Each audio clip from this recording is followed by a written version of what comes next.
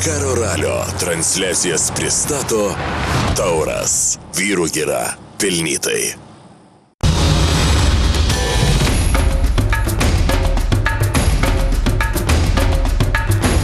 Labas vakaras, gerbimi BTV žiūrovai. Šiandien prieš paskutinis Dakaro greičio ruožas. Šiandien problemų turėjo Bareda Bortas. Ar išlaikysis antrą poziciją? Mini komandoje komandiniai nurodymai. Ar tikrai jų laikysis lenktynininkai?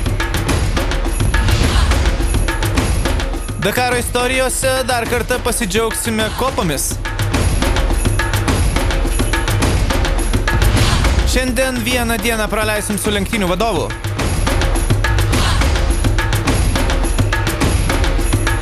O aistros rubrikoje Dakaro žvaigždės papasakos apie savo svajonės.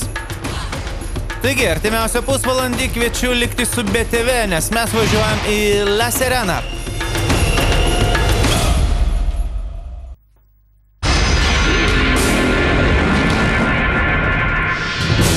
Taigi, motociklininkų įskaita ir Cyrilas Depre atsargiai, bet po truputį esi lyderius. Ir kiekvienas nori aplenkti Jordi Villadomą. Kai kurie gal norėtų trumpų greičio ruožų Dakare, bet man viskas atvirkščiai, aš noriu ilgų. Taigi, Jordi Villadomas yra žmogus, kurį nori visi aplenkti, nes jis kol kas trečias. Tiesiog noriu važiuoti tokiu ritmu, kokiu dabar važiuoju, ir jeigu pasieksiu finišą, aš būsiu laimingas, sako jis. Markas Koma, didelis pranašumas, tačiau kaip jį išlaikyti? Svarbiausia yra važiuoti ir atrasti tą balansą tarp greito važiavimo ir nedarimo klaidų, sako Markas Koma. Na ir vakar Markas Koma vėl laimėjo greičio ruožą ir buvo pasitiktas aplodismentais komandos boksuose. Ir komanda dėl taktinių sumetimų sugalvojo pakeisti variklį ir gauti 15 minučių baudą. Tai nustebino Bareda Bortą. Gerai, ką padarysi, jeigu keičia, tai tegu keičia. Neatrodė, kad tas variklis kažkuo tai blogas, bet taip jie pasirinko. Niekas nežino, kas bus. Taigi, 350 km ir labai daug kopų. Tai sunkiausias anot organizatorių greičio ruožas, nors toli gražu neilgiausias. Na ir šiandien ryte aukštos kopos pasitiko sportininkus.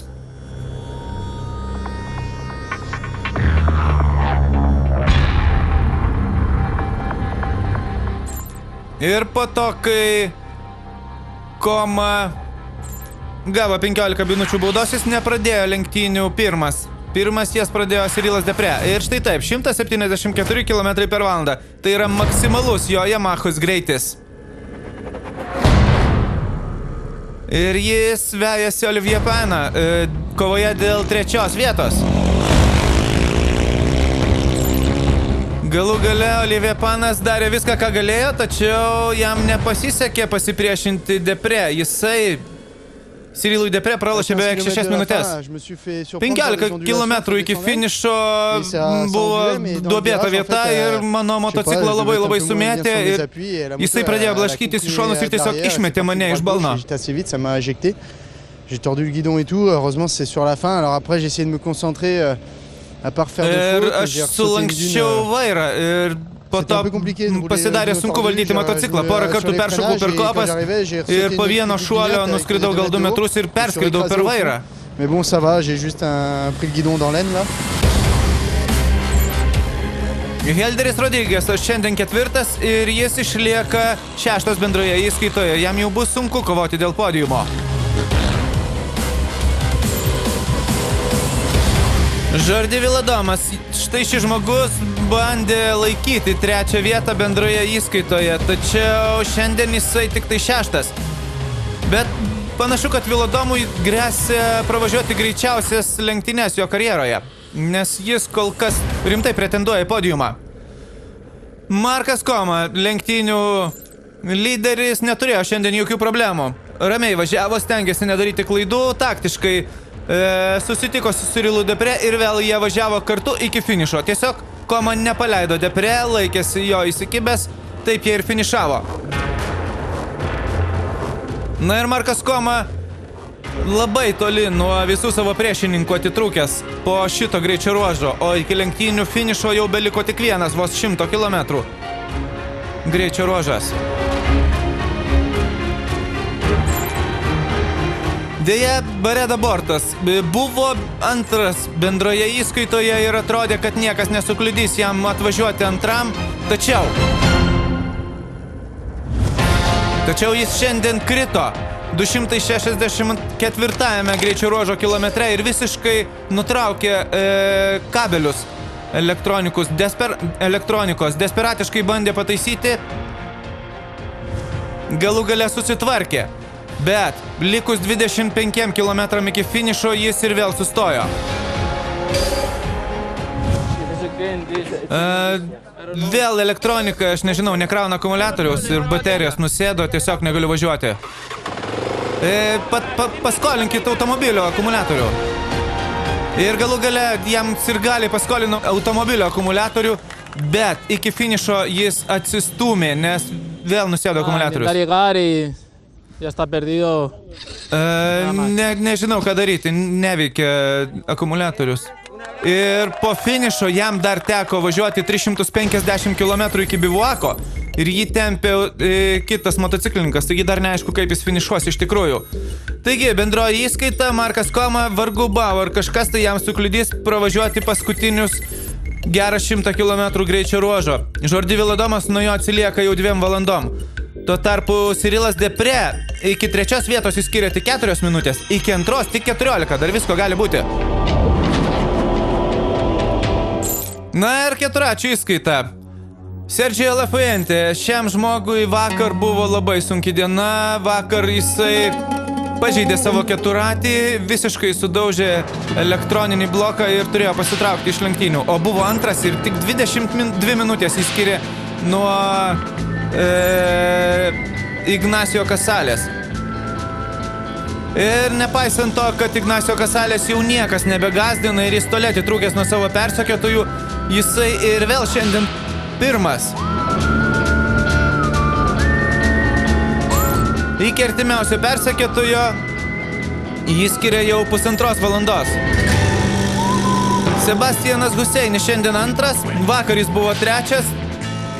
Taigi Sebastianas važiuoja greitai, tačiau iki 2 vietos jam tiesiog neįmanoma atvažiuoti, nebent su gestų lyderių technika, todėl kad iki Rafalo Soniko jį skiria 4 valandos. Sergejus Karjakinas 7 bendroje įskaitoje, po to, kai laimėjo greičio ruožą, šiandien jisai važiuoja kupinas įkvėpimo ir vėl finišavo 3 pozicijoje. Labai neblogas pasirodymas, turint omeny, kad tai yra pirmas Dakaras šiam rusui. O tai yra Rafalas Sonikas. Jisai nebeskuba, nes pasivyti įskaitos lyderį yra neįmanoma, o nukristi žemiau taip pat labai sunku. Taigi Rafalas Sonikas šiandien 4, bendroje įskaitoje jisai yra 2 ir beveik užtikrintai 2 vietą ir iškovos.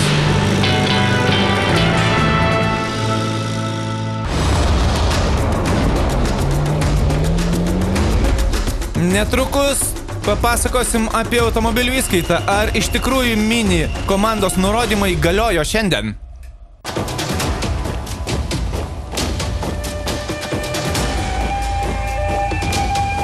Tačiau iš pradžių Dakaro istorijos. Ir Dakaro istorijose kažkur tai Kopijapo kopose sausio 16 dieną vyko štai toks veiksmas. Beje, atkreipkite dėmesį, ten bus ir Benedikto Vanago automobilis.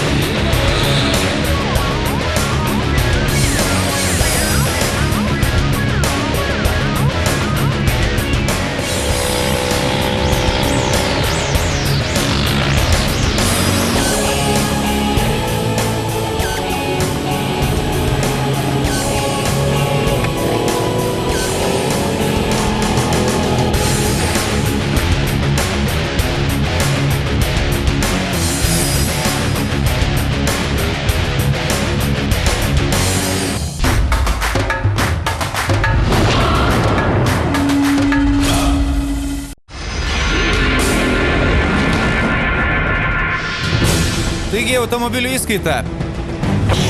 Ir vakar visus nustebino mini komanda, paskelbusi, kad liepė Nani Romai laimėti. Nuo 43 minučių sumažinau savo atstumą iki Romos iki 2, bet dabar lenktynėse viskas pasikeitė. Kokie komandiniai nurodymai? Nieko nežinau, pažiūrėkite rezultatus, sako Nani Roma. Ir Naseras Al-Attiyah yra trečias tarp miniukų, taigi minių užduotis atvažiuoti 3 pirmose vietose, bet vakar Naseras Al-Attiyah turėjo daug problemų po to, kai kelis kartus trenkėsi akmenis. Ir tai yra vienintelis žmogus, kuris galėtų pasivyti minius. Bet Žinieliui de Villiersui nesiseka. Kopose aš nieko negaliu padaryti su miniais, o iš tikrųjų nesu tiek daug gyvenime ratų dar keitęs, sako Žinielis de Villiersas. Na ir lietuviai.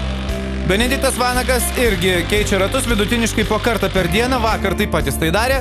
Tačiau finišavo fantastiškai greitai, 22 vieta bendroje įskaitoje, jis kyla į 37.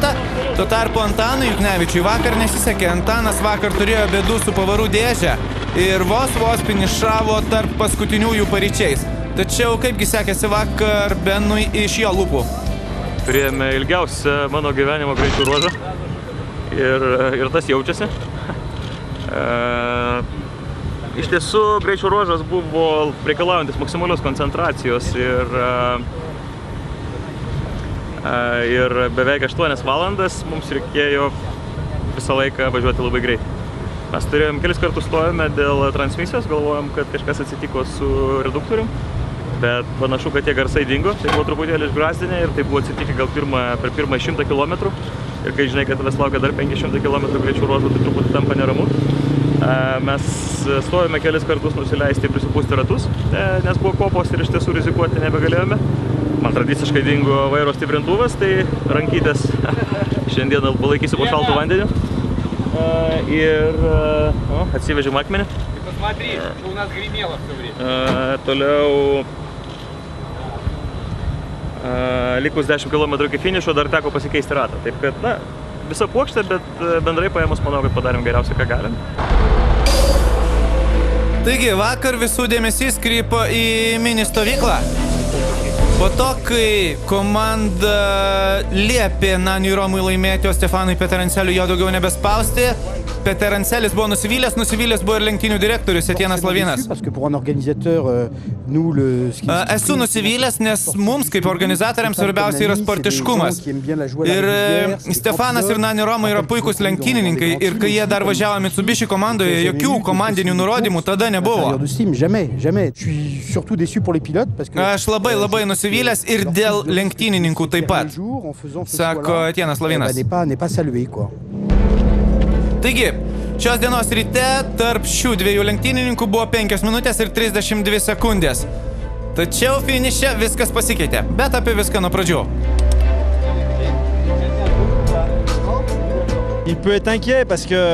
Tegu jaudinasi, nes jeigu jam kas nors atsitiks, tai žinokit, kad aš nestosiu jam padėti, aš važiuosiu iki finišo, sako Stefanas Peterencelis. Na ir už milijono kilometrų nuo minio reikalų važiuoja Adamas Mališas ir važiuoja savo malonumu. Jis 13 bendroje įskaitoje. Tai yra 4 kartus pasaulio čempionas šuolių su slidėm nuo tramplinų kategorijoje. Lucija Alvarezas, antra diena iš eilės jam gera, Lucijo šiandien 8 su Ford Rangeriu, jis važiuoja už Fordo komandą. Žinielis de Villiersas, dar viena gera diena šiam vaikinui. Jisai šiandien ketvirtas jis ir bendroje įskaitoje ir jį nuo 3 vietos skiria pusvalandis. Mat, Dakaro masteliais tai nėra labai daug. Tuo tarpu Orlando Terranova krito, jis užleido de Villiersui 4 poziciją šiandien, todėl kad prarado daugiau kaip pusę valandos šiame greičio ruože. Naseras Al-Attiyah, dar viena gera diena Naserui, šiandien jisai antras. Tik tai 3,5 minutės pralošęs lenktynių nugalėtojų šiandien dėl štai šios klaidos. Prieš pat finišą jisai truputėlį suklydo, nuvažiavo į šoną, nors visą greičio ruožą pirmavo. Taigi grįžtam prie 2 pirmųjų lenktynininkų dvikovos. Stefanas Peterancelis prieš Nani Romą. Spėkit, ar Stefanas Peterancelis paklausė komandos nurodymų? Žinoma, kad ne. Kadangi Nani Roma išstartavo pirmas, jisai nežinojo, kad Stefanas iš tikrųjų spaudžia tiek smarkiai, kiek tik tai gali. Ir galų gale Nani Roma greičio ruožė pramušė ratą ir po vienos iš kopų pasirodė čia pat Stefanas Peterancelis, kuris jį aplenkė. Taigi, komandos nurodymai. Kokie komandos nurodymai? Stefanas pirmas, Nani Roma antras. Ir tada Nani Roma jau suprato, kad jis pralošė ne tik šį greičio ruožą, jis jau nebe pirmas ir bendroje įskaitoje. Taip jie kartu ir finišavo. Pirmas Peterancelis, antras Nani Roma ir šie du automobiliai atvažiavo kartu į finišą. Ir tai reiškia, kad Peterancelis pakyla į pirmą vietą bendroje įskaitoje. Štai taip, nustebęs Nani Roma, pamatęs Peterancelį finišę. Negalėjau jo atakuoti, bet tai jis pats kaltas, nes pramušė ratą. Po 200 kilometrų aš pasivijau jį ir netgi apsisukau paklausti, ar Nani Roma, ar tau nereikia pagalbos. Ar galbūt nori važiuoti pirmas, bet jis parodė, kad važiuočiau aš ir aš to ramiai važiavau iki finišo. Sako gudrusis Stefanas Peterancelis. Štai tokia istorija. Netikėjot, kad yra komandos nurodymai? Tai va, jums įrodymas. Jokių komandinių nurodymų nėra. Pažiūrėsim rytoj, kai bus, nes tarp mūsų tik pusę minutės dabar. Taigi, štai tokia istorija mini stovykloje, įtariu neramu. Šį vakarą bus miniukų lenktynininkams ir komandos vadovams teks susiimti už galvų, todėl kad tarp Stefano Peterancelio ir Nanio Romos tik 26 sekundės. Taigi, rytoj paskutiniam greičio ruože viskas ir išsispręs. Tuo tarpu lietuviai, Benas jau finišavo, jis 26, Antanas dar važiuoja 53 vietoj.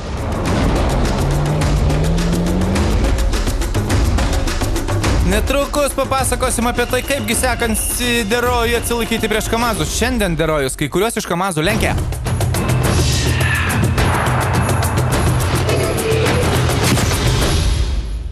Tačiau iš pradžių žmonių rubrika. Šiandien mes praleisime vieną dieną su Davidu Kastera, šių lenktynių vadovu. Taigi, tai nebejoti. Užsiėmė žmogus bivuake. Šiandien greičio ruožas buvo gan sunkus, dabar yra pusė 2 nakties, man ir liko 1,5 valandos iki kito greičio ruožo. Na ir kągi, Dakaro lenktynių vadovas 90 minučių pasnaudė ir ryte buvo pasiruošęs vėl išvažiuoti į startą. Tu vois, il commence à se perdre les mecs là. Là, le kilomètre... Prie 87 kilometro yra problemų, sako jis vienam iš teisėjų. Ir Davidas Kastera bando suorganizuoti viską taip, kad sraigtasparnis, kažkuris iš sraigtasparnių visą laiką būtų per 50 km nuo bet kurio lenktynių dalyvio. Reiškia, kad jie per 15-25 minutės galėtų iš karto suteikti pagalbą. Na ir Davidui Kasterai dienos ilgos, o naktis tiesiog neegzistuoja, kai prasideda Dakaras. Entre le passage de la reconnaissance qu'on a fait et la course, il se passe beaucoup de choses. Mes trasą sudarinėjom prieš 3-4 mėnesius ir per tą laiką daug kas pasikeičia. Štai čia, žiūrėkit, griovys smarkiai padidėjo. Ir buvo 2 šauktukai, mes dabar... Buvo 1 šauktukas, mes pridėsim 2. Ir per kas vakarinį lenktynininkų susirinkimą reikia viską išaiškinti, kad lenktynininkai pasižymėtų pakeitimus kelio knygoje ir žinotų pavojingas vietas. Taigi, per briefingą vakare visi lenktynininkai yra perspėjami, kas pasikeitė kelio knygose, į ką reikia atkreipti dėmesį, kad lenktynės būtų saugesnės.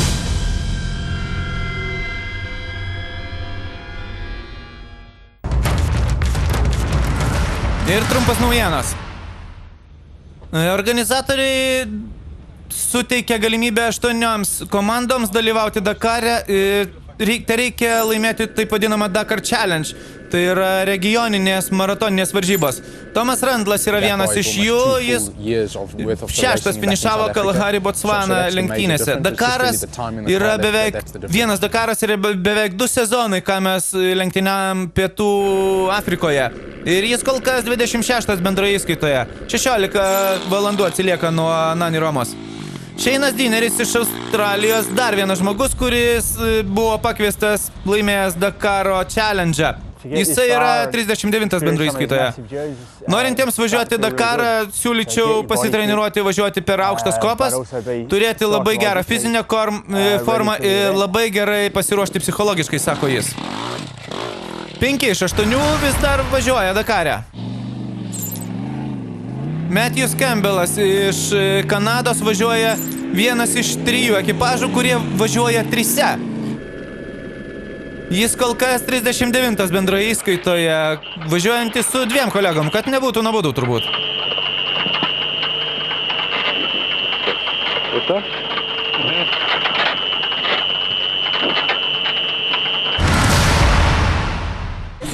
Na ir vakar Dakaro bivake apsilankė pikantiška mergina, tai yra Rusija pornografinių filmų žvaigždė. Ji suteikė garbę ir nuplovė vieną iš automobilių. Štai tokiu būdu. Ir po to prancūzo paėno laukė, kad galėtų nuplauti jo motociklą.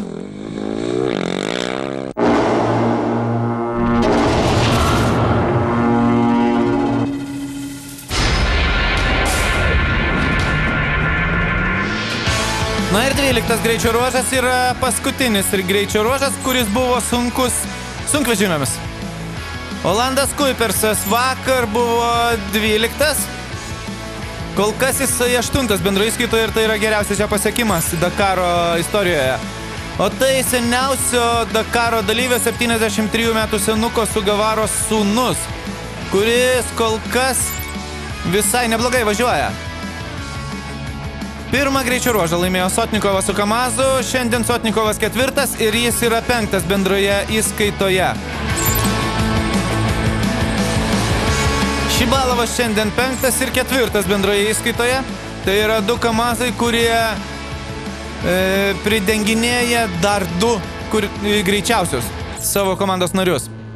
Alešas Lopraisas pusė greičio ruožo važiavo labai gerai, važiavo tarp lyderių, dėja strigo kopose. Ir jis vis dar net važiavo iki finišo, o finišavo jau 20 sportininkų. Taigi Alešui panašu, kad prieš paskutinėme greičio ruože lenktynės labai susikomplikavo. O taip, Baltarusis Vezovičius su MAZ sunkvežimiu šiandien jisai neįtikėtinai greitas. Šiandien jisai 6. Ir jisai kovoja dėl 10 vietos bendroje įskaitoje. Tai neįtikėtinai geras pasirodymas MAZams. Eduardas Nikolajevas, jo viltis laimėti Dakarą 2 kartą žlugo, tačiau šiandien jisai 3 ir jo tikslas yra finišuoti 3. Ir Žerardas Derojus štai taip aplenkė Eduardą Nikolajevą šiandien. Šiandien Žerardas Derojus laimėjo greičio ruožą, tačiau laimėjo tik tai pusės minutės skirtumų prieš Andrėjų Karginovą. Ir beje, pusės minutės baudą jisai šiandien gavo dar, taigi nieko neatlošė, nieko nepralošė. O tai yra Andrėjus Karginovas. Kol kas bendroje įskaitoje jis užtikrintai pirmauja, 7,5 minutės jį skiria nuo Žerardo Derojaus. Ir rytoj per 100 km bus labai sunku prarasti šią pirmą vietą.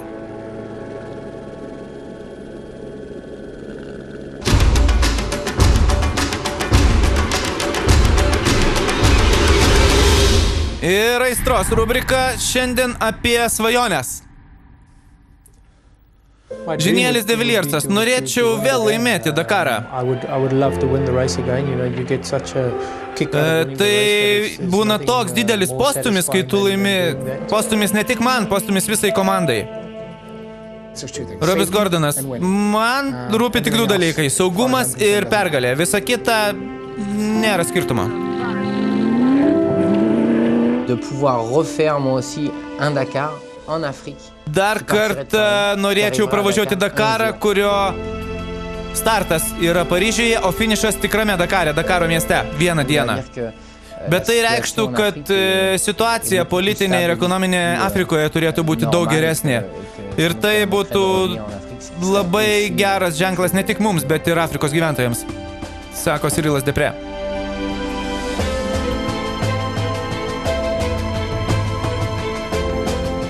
Juanas Baredo Bortas, laimėti yra svajonė.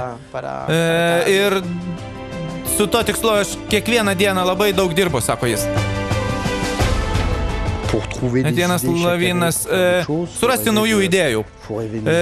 Man reikia svajoti ir svajoti taip, kad nustebinčiau ne tik kitus, bet ir save.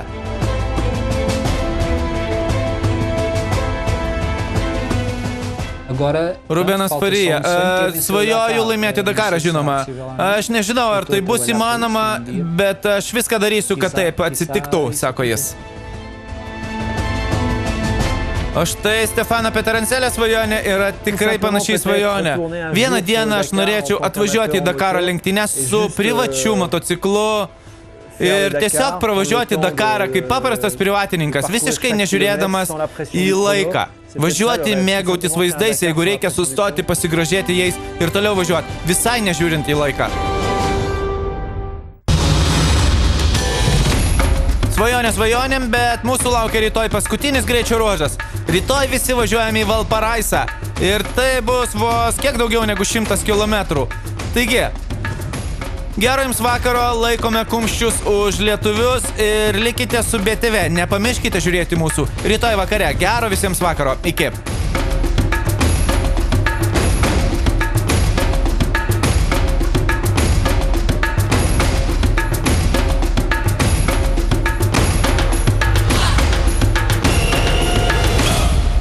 Dakar!